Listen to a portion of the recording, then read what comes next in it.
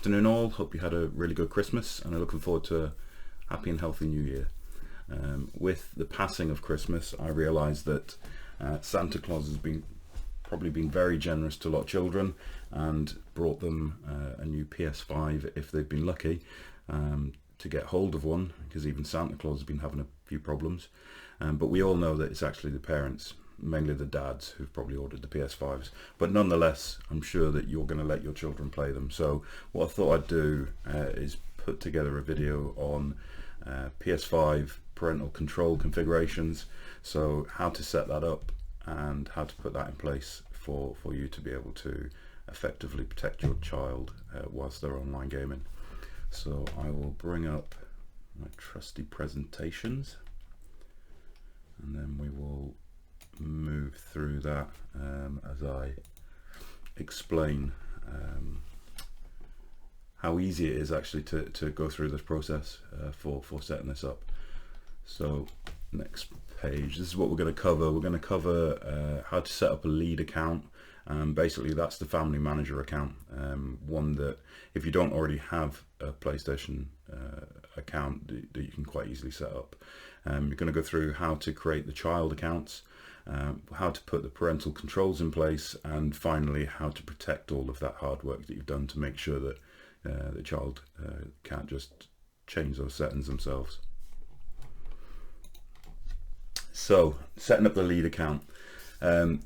So as a parent or guardian, you probably want to give yourself control over what is allowed on the console by children. And setting yourself up as the lead account holder, that will allow you to basically create child accounts for the rest of the family, which you then manage as the family manager. Doing this it'll give you the options to be able to implement things such as restricting screen time. You'll be able to control purchases and spending limits. You can disable voice chat and text messaging, and you can restrict access to certain media, and you can block content. To create the lead account as what we'll refer to as the family manager, you'll need to sign up to the PlayStation Network. If you don't already have an account, it's actually free to set up, and you don't need to provide any payment information if you don't want to do that. And you'll be able to create a new account simply by putting in some basic information, your name, date of birth, address, and a chosen password.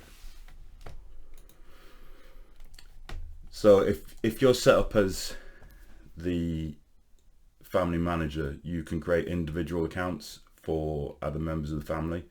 And to do that, you'll just need to log into your PlayStation Network account online.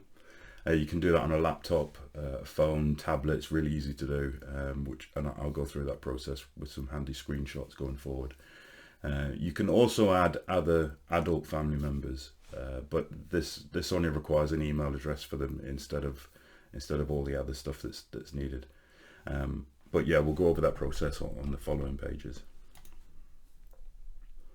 So you need to log in to your account management on the PlayStation Network. Once you've logged, the addresses on the previous slide, I believe. Once you've done that, you then basically go into account management, and from there you go into family management. You can then select to add a family member, and you have the option to add a child in the next screen basically. But yeah, on this screen here, you basically just want to click on Setup Now. After you do that, you'll be presented with that that screen, and you'll want to add a child, obviously. On here, you will put in their date of birth. It is worthy of note that the date of birth you put here will restrict them from certain services and products and the like that PSN, PlayStation Network, does provide. And when it comes to adding parental controls further on, you won't be able to allow them to use anything above that age rating, because the drop down options are limited to whatever that age is. So if they're 10 years old, it's 10 and below, so on and so forth. After you've done that, you're going to get This now this needs to be a valid email address, because you will have to confirm for the child, or the child will have to confirm via their email that this account's been set up at the end. So you can't just put a spam account there. It has to be one that you will have access to. If you don't want your child to have their own email address, that's fine. Just go to somewhere like Gmail or the likes and set up an account that you can use just for this purpose, that you have access and control to, and you can get to and click on the link to say verify. The next few sort of boxes after that are all very much to do with terms and conditions, and regarding data usage, that sort of thing. So you are advised to read through each of these to make sure that you're happy with it. Things that are discussed here, though, can be changed at a later date within the privacy settings in the PlayStation Network family management. Again, as I say, there's a lot of these sort of informational type things to do with terms and conditions. The main thing to do is to you as the parent is to read through this and sort of understand what's being said here. A lot of it is to do with how they personalize the experience for the user, in this case the child. But again, you can get down to a more granular level within the parental controls to restrict a lot of what this is referring to. So if you're happy, you're going to click on confirm, and then you're going to get to the parental control stage of things. This is available now during the setup, but also you'll have access to this later on, but via the console itself or via your PlayStation Network account. You'll be able to go in and start dabbling with these and changing these. You'll see that there's several options available there. There's the age level for the PS5 games and PS4, PS3 games. You'll see that as the age that I put in was a 10-year-old, the highest that will go up to is 10. If you go into it, you'll be allowed to lower that age if you want, but you can't raise that age. There's also the web browsing there. So a lot of people don't know that PlayStations actually have internal web browsers. So if you have gone to all the work through my other videos of restricting a lot of things on Google Chrome and on certain apps and stuff, and yet not bothered on the PlayStation, then that's one way for them to get around that and start viewing content that you may not be too happy with. As mentioned, you can change the settings for this in the account settings later on. Time zones is another one actually, and on the following screens that I don't think I've included here, but it's very much the same sort of stuff, and it's to do with spending limits, restriction of chatting, the text and video chat that I mentioned, voice chat. Time zones is an important one, because if you want to restrict hours, then obviously it needs to know what time zone you're in. And also you can put in there how long you want them to be able to play for on a daily basis. Then you verify all that and add to the family, and you should then see that screen down the bottom right there which says that it's been created. From there you'll need to go to the email address and verify that, which was exactly what I did. And I verified the email address, and then I went to family management on the PlayStation Network, and my child appeared there as a family member, and I was able to then access that to start putting those parental controls in place and tweaking them to how I wanted them to be. And that's exactly sort of what we did then was, and I'm going to go through it again just so you can see how you can do that from within those parental controls on the console. So when you've added them via the website, they'll then be able to log into an account on the console itself. So what they do then is they use the email address that you created for them, and the password that was created for them when you added, and that's how they log in to add user on the console itself. And then once they're on the console, this is where you'll be able to control their side of their user profile and stuff.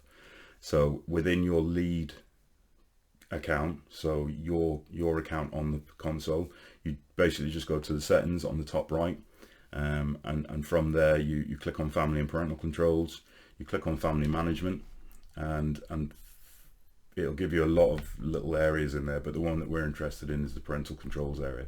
So if you go into that, you'll then sort of see this screen here. And the good thing about this one is that restriction level, when you click on it, it gives you age ranges, or you can go to customize. And I like the customize because, well, basically, because just to take a step back, the drop down menu, it gives you restriction levels. So you've got late teens or older, you've got early teens, child, or no restrictions. Pointless having no restrictions, because what's the point in setting the child count up? Or you can customize it. And there's a really good level of granularity within the customize options. And it's worth basically taking a really good look through there to see what are useful to you and to your particular case and your child, and what you want them to be able to do and not do. So do have a good look through there and look at how you can fully utilize those controls for your situation. And then, yeah, the last one is obviously we want to make sure that they can't access, or the child or whoever it might be, can't access those parental controls and just change them themselves for their account. So to do that, you basically sign in as the family manager. You go to settings, then you go to family and parental controls. This guide actually was a good one that I found on the Sony website itself.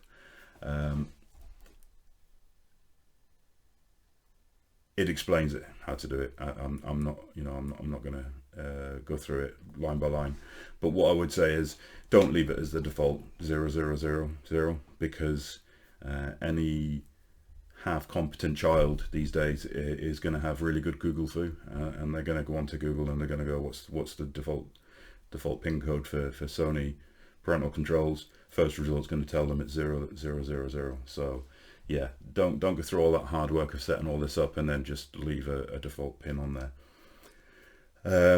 So once you've completed all of that, the child will then, as I said, just add themselves as a user on the PS5 in the normal way, using the email address and password that we set up before.